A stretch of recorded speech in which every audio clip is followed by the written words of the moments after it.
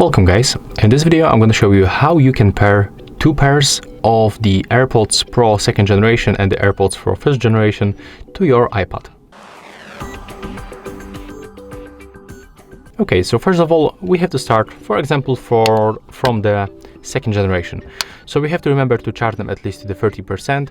At the bottom you can find input for the lightning cable. Next, you have to open the case and input both earbuds inside. Rotate them like that. Right here we can find the button. We have to click and hold it until this indicator on the front starts blinking. So let's make it right now.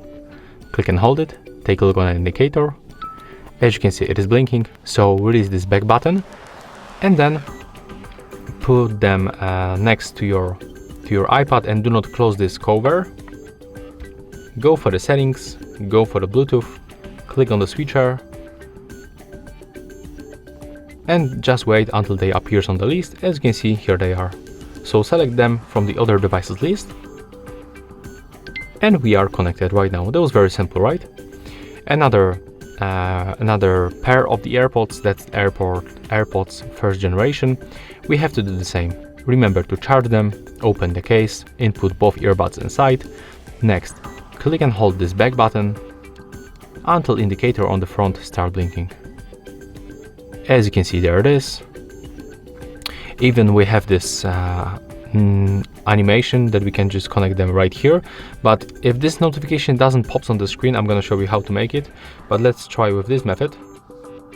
Okay, as you can see, everything is fine. We can skip all of this. We are connected with the two pairs of the AirPods. But if you don't have this floating notification, just take a look how easily we can get it. So let me just forget the device. Yeah, let's forget this. Just click and hold the back button until indicator start blinking. Put them close to the iPad and now just wait until they pops on the list.